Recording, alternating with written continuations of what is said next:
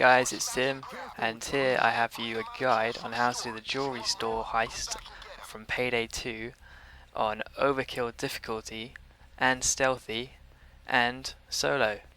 So if your friends are offline or something and you feel like doing a heist and reaping all the rewards for yourself, here is a guide on how to do that for this level on the hardest difficulty. So this is basically just like a quick, well, kind of quick. It's a 10-minute heist. Went pretty quickly compared to most heists. It's quite smooth as well, pretty much. I say smooth. When I managed to do it, it was pretty smooth, but it took a long time. It took many attempts to do it. I found it extremely hard. I mean, I did the bank heist the same way, solo, Overkill. It's in a different video if you want to go see that. But this one I found a lot more tricky. I think it's a lot more strategic. It's like you have to be a lot more careful. A lot more things can go wrong than in the bank heist. And so I'll start off by saying, for me, the best thing to do at the start is to go around the back and kill the guards. I mean, I took one down, and then I also shot one. But I prefer to keep one. I think if you kill both, there's probably like a less chance that you can talk on the page and do it successfully. So I try and save one and just make him cuff himself. And now here, you can smash through that window without anyone hearing you, if you're lucky. Sometimes there's a guy just in this little hallway, and he might hear you, so this is where it can easily go wrong. He can hear you and alert everyone else. So I go through that window after I've taken out the guards, and then get these guys down.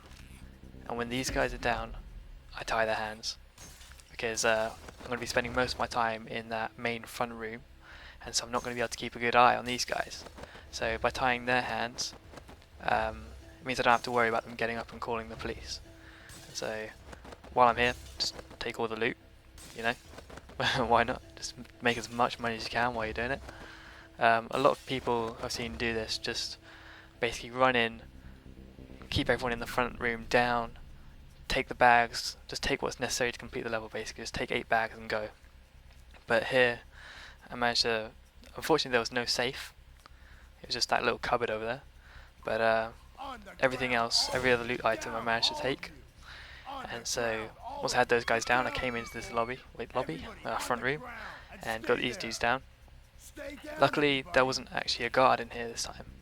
Sometimes, well, more often than not, there'll be a guard in this room who you have to probably shoot, because often he'll turn around and start shooting you first if you don't.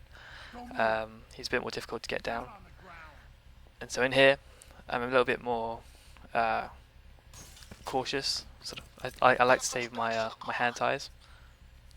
So I'll just use them on people near exits, and especially people around here at the back, because what I found was when I was in my previous attempts, which failed unfortunately, people at the back would sort of hide behind these display cases, and they'd call the police, and I just wouldn't see them do it, and I'd be like, how did I just get caught? And I'd see the little like dude at the back on his phone, and I'd be like, oh god, not again. And so I made sure that the people at the back were down and tied, so they can do anything cheeky. And the people at the front you're going to be seeing a lot of, because you're going to be running in and out, so it's easy to keep them down. Eventually I think I do put hand ties on them, but you kind of want to save your hand ties for people who are going to be out of sight. So people walking by outside the jewelry shop, they can sometimes become alerted. And now in this one I managed to do quite well before any of them actually did become alerted. I managed to take a lot of the jewelry loot, managed to pack a lot of the bags, and only a few of them did become alerted.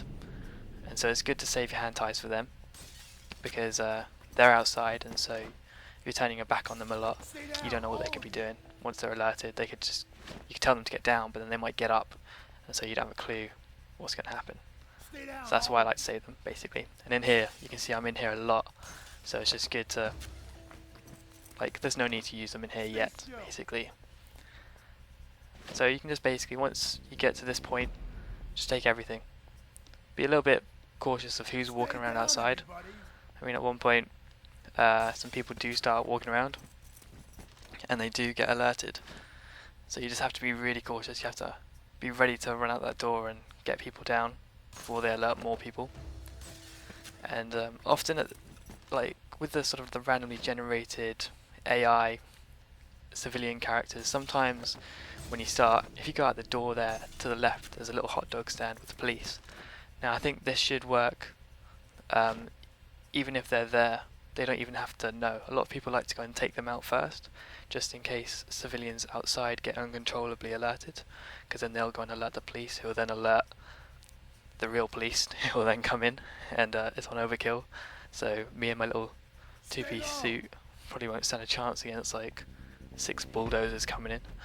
But so I basically just pack everything up. I was a bit cautious there as a guy was just walking outside. He's just sitting on a bench. And as you can see there, all the loot's taken pretty much. And the bags are packed. And I'm almost ready to go. With me I have the ECM jammer as well, just in case. You'll see me use that a bit later, but it was just for cautious reasons. I didn't need to use it. But you'll see that when we get there. As these people are still down, keep telling them to get down. I don't know if it refreshes their meter almost kind of thing. If you leave them for a certain amount of time, they'll probably start to get up and wander off. So if you keep telling them to get down, they'll stay down for a lot longer. And here, just telling the front guys to stay down. And you can see the exit vehicle over there. Now I'm just trying to look outside to see if the coast is clear or not, because I don't want to just run out and have people alerted.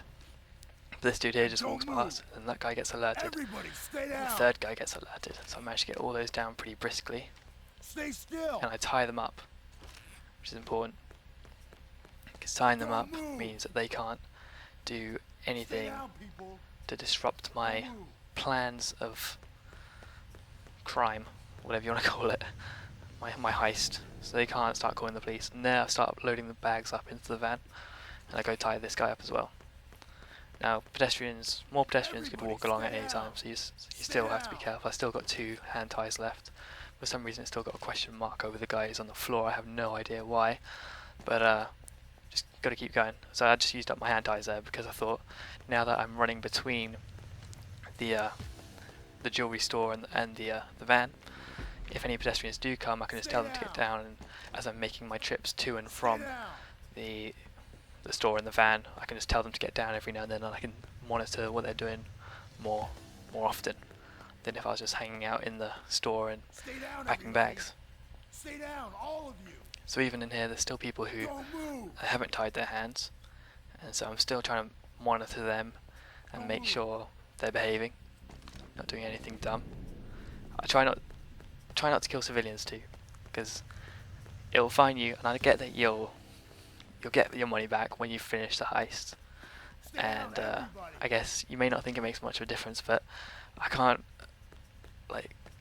it just doesn't seem as clean a stealth heist if you start killing civilians. I've seen a few online where people are killing civilians left, right and centre, and to me that's just not, it kind of defeats the purpose of it. I want to go in there and make the most money I can from it, and just keep the civilians down and have a controlled environment. So here I feel like I managed to do that. Unfortunately, the safe didn't spawn, and I feel that if it had spawned, I managed to have enough control over the civilians to be able to turn it on, and it would have been fine. So I was annoyed that the safe didn't spawn this round, because in other rounds I got a pre-fire with the safe, and then often I'd get to a pretty far point, and as I said before, people at the back, as I was transporting bags, would get up and start calling people, and then I had to learn from my mistakes. So you can see every time I come back, I'm telling the people to get down, trying to keep them under control. I just go and have a look around the back just to check everything, just to double check that it was a cupboard there, not a safe, because here I deployed the ECM jammer for no reason pretty much. It was the last bag, and so I just thought, just to be extra safe, I didn't want some alarm to go off at this point. So I get in the car, and it's all done in under 10 minutes. What was that? I can't remember what the timing was, but it's a pretty short mission. And it's just a jewelry store, so you don't get as much as the cash bank heist. There I just got 40,000 for the bank heist. I got 150,000 and I didn't even take all the deposit boxes. Whereas in that one I took all the loot and I took all the bags and didn't kill any pedestrians, I still only got 40,000. If you enjoyed the video, please like, comment and subscribe, and look out for more Payday 2 videos coming up. Thank you all.